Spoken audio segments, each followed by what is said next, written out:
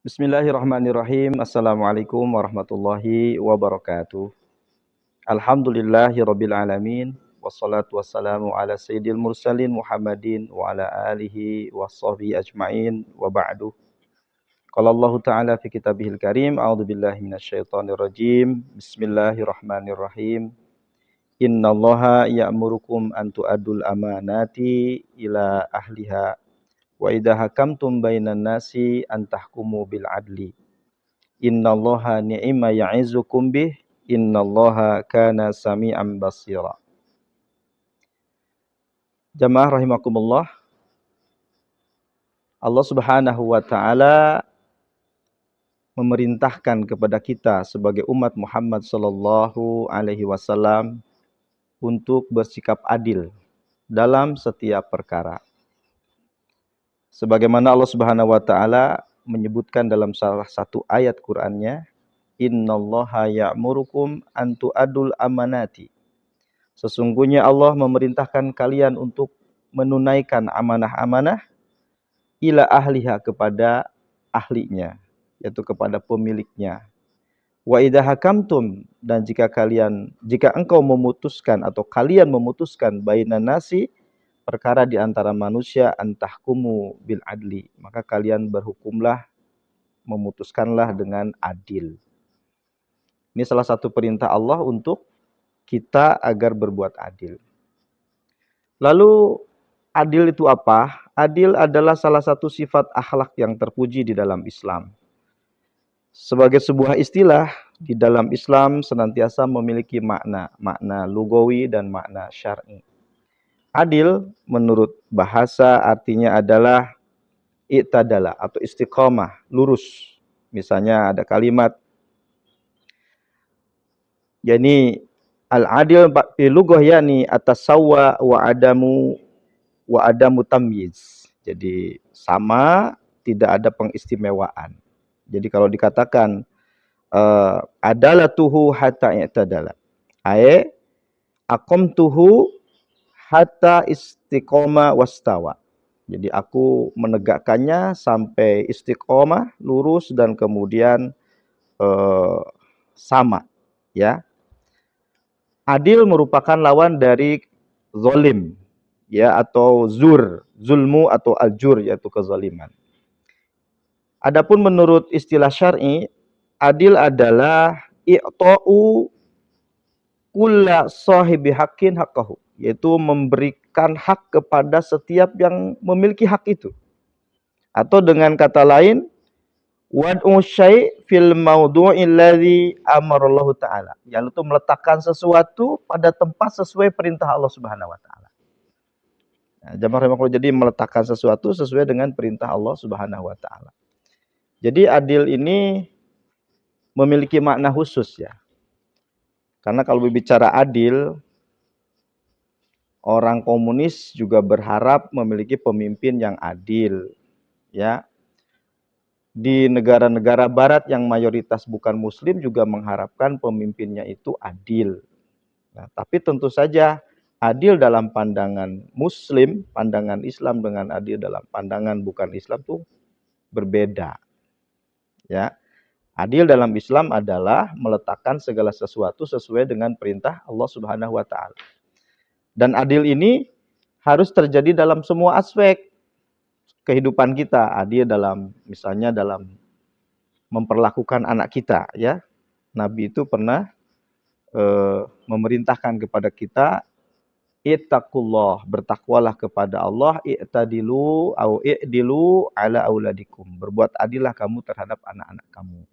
Yaitu dalam hal kasih sayang, dalam hal pemberian harus adil. Juga dalam hal apa? Bagi yang punya istri 2, 3, Allah pun perintahkan kepada suami untuk berbuat adil. Ya, kalau dia cenderung kepada salah satu, tidak berbuat adil, maka pada yaumul kiamah dia datang dalam keadaan miring, menyeret-nyeret tubuhnya. Demikian juga adil dalam kepemimpinan. Seorang pemimpin harus adil terhadap yang dipimpinnya. Kembali kepada pengertian adil tadi, adil adalah meletakkan segala sesuatu, meletakkan segala perkara sesuai dengan perintah Allah Subhanahu wa taala. Jadi kalau kita mendidik anak sesuai dengan petunjuk Quran Sunnah, itu adil. Kita memberikan nafkah kepada istri dan anak sesuai Quran Sunnah, itu adil. Demikian juga dalam bab kepemimpinan. Ketika seorang pemimpin mengurus rakyatnya dengan perintah dan larangan Allah atau sesuai dengan perintah kitabullah dan sunnah Nabi Muhammad SAW, maka itu adalah pemimpin yang adil. Demikian juga seorang hakim di pengadilan. Jika dia memutuskan setiap persoalan yang datang di pengadilan sesuai dengan Quran dan As-Sunnah, maka dia adalah seorang hakim yang adil. Ya. Jamaah rahimakumullah. Contoh misalnya dalam hal lain, misalnya dalam bab ekonomi misalnya. Rasulullah SAW bersabda, An-nasu syurakaun fisalasin. Rakyat itu berserikat dalam kepemilikan 3 perkara. Al-ma'u, wan-naru, wal-kala. Air, api, dan padang gembalaan atau hutan. Dalam pandangan Islam, menurut Nabi Muhammad SAW, air seperti laut, sungai, itu kategori milik umum. Semua rakyat punya hak untuk mengaksesnya karena dia pemilik sesungguhnya. Demikian juga kemudian api, termasuk di dalamnya adalah bahan bakar seperti minyak, gas, batu bara, yang jumlahnya tidak terbatas, itu dikategorikan oleh Nabi Muhammad SAW sebagai kepemilikan umum rakyat, baik dia muslim ataupun bukan muslim. Artinya dia tidak boleh diberikan kepada seseorang atau perusahaan tertentu, karena dia bukan milik pribadi, dia bukan milik satu perusahaan, tapi dia milik semua masyarakat. Negara dalam hal ini berfungsi sebagai wakil dalam apa? Dalam mengelola. Negara bukan pemilik daripada sumber daya alam itu. Maka kalau sumber daya alam yang ada ini dikelola sesuai hukum Islam, kepemilikannya adalah kepemilikan umum, berarti pemerintah telah berbuat adil kepada rakyatnya. Sebaliknya, kalau kemudian kepemilikan umum ini diswastanisasi, diberikan kepada perorangan atau PT-PT tertentu, sehingga kepemilikannya beralih menjadi kepemilikan pribadi, ini menyalahi kitabullah, ini menyalahi sunnah Rasulullah. Berarti pemimpin ini tidak berbuat adil, karena bertentangan dengan kitabullah dan bertentangan dengan sunnah. Karena makna adil dalam Islam adalah meletakkan segala sesuatu sesuai dengan perintah dan larangan Allah Subhanahu wa taala. Nah, jamaah rahimakumullah, contoh yang lain. Kalau ada pencuri, ya, mencuri sesuatu sudah masuk ke dalam nisabnya, yaitu 1/4 dinar, di mana seorang pencuri layak untuk dihukum potong tangan karena sudah masuk nisab. Ya. Lalu diputuslah dengan potong tangan, maka pengadilan ini pengadilan yang adil karena telah memutuskan sesuai dengan kitabullah dan sunnah Muhammad SAW. Sebaliknya kalau tidak demikian, berarti dia telah berbuat zalim, tidak berbuat adil karena putusannya menyalahi kitabullah dan sunnah Muhammad SAW. Jamaah rahimakumullah, segala sesuatu yang tidak diputuskan dengan keputusan yang sesuai dengan kitabullah dan sunnah Muhammad SAW, itu kezaliman. Misalnya Allah sebutkan, wa malam yahkum bima anzalallah wa ulaika humuz zalimun. Siapa yang tidak memutuskan, ya, suatu perkara dengan apa yang Allah turunkan, itulah orang-orang yang zalim. Oleh karena itu jamaah rahimakumullah, kalau kita ingin menjadi adil, maka setiap perilaku kita, setiap putusan kita harus selaras dengan kitabullah dan sunnah Muhammad SAW. Makanya dalam hadis ada banyak keutamaan. Contoh keutamaan bagi pemimpin yang adil. Disebutkan dalam hadis muttafaqun alaih. Ada 7 golongan yang Allah akan naungi pada hari kiamat, di mana tidak ada naungan dari teriknya matahari akhirat nanti, kecuali 7 golongan. Nomor 1 siapa? Imamun adil. Pemimpin yang adil. Siapa pemimpin yang adil itu? Jelas dia seorang muslim. Yang kedua, dia memberikan putusan-putusannya dalam mengurus rakyatnya bima anzalallah, dengan yang Allah turunkan. Sehingga dia layak mendapatkan perlindungan dari dahsyatnya padang mahsyar. Itu pemimpin yang adil, yaitu seorang muslim yang memutuskan mengatur urusan rakyatnya dengan kitabullah dan sunnah Muhammad sallallahu alaihi wasallam. Itu pemimpin yang adil. Pemimpin yang adil salah satunya juga disebutkan dalam hadis, ada 3 yang tidak ditolak doanya. Ya, satu orang yang berpuasa saat dia berbuka, orang yang dizolimi, yang ketiganya adalah pemimpin yang adil. Pemimpin yang adil, doanya akan Allah kabulkan.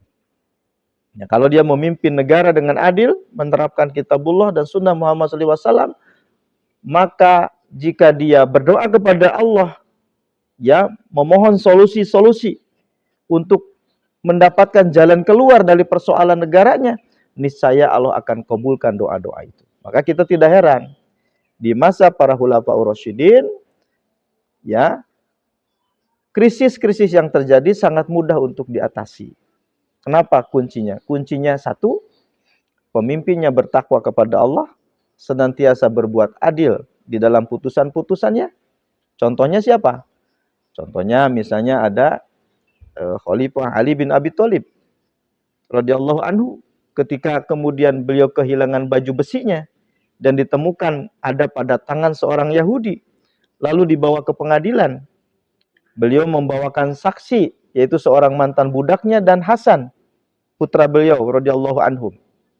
Saat itu Qadhi Sureh yang memimpin peradilan mengatakan bahwa saksi Anda, mantan budak Anda, saya terima, tapi putra Anda Hasan tidak diterima karena Nabi melarang anak menjadi saksi terhadap ayahnya.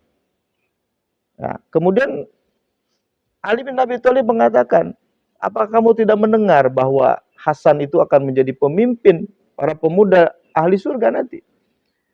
Ya, Qadhi Sureh tidak mengabulkan permintaan Ali bin Abi Thalib. Lalu diputuslah bahwa baju besi itu adalah milik daripada Yahudi tadi. Nah, mendengar putusan seperti itu, Yahudi kemudian kaget. Dia berkata bahwa Amirul Mukminin telah bersengketa dengan aku, dibawa ke pengadilan, lalu diputuslah aku yang menangnya. Padahal baju ini sesungguhnya betul-betul milik Amirul Mukminin yang aku ambil saat dia terjatuh tanpa sepengetahuan Amirul Mukminin. Dan dia bersaksi saat itu masuk Islam, bersyahadat asyhadu an la ilaha illallah, asyhadu anna Muhammadar Rasulullah. Itulah keadilan para penguasa muslim dulu. Ya, yang keduanya apa?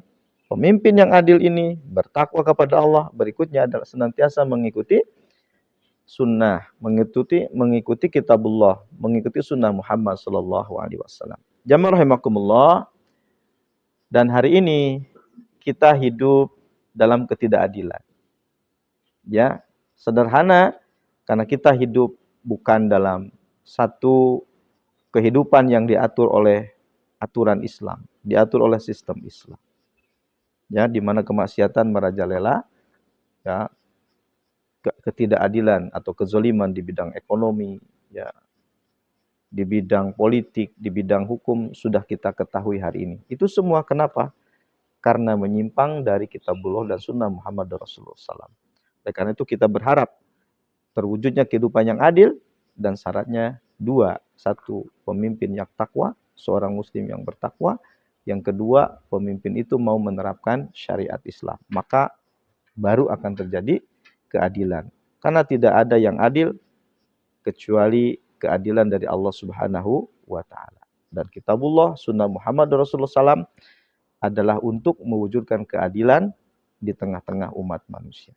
Demikian akhirul kalam. Assalamualaikum warahmatullahi wabarakatuh.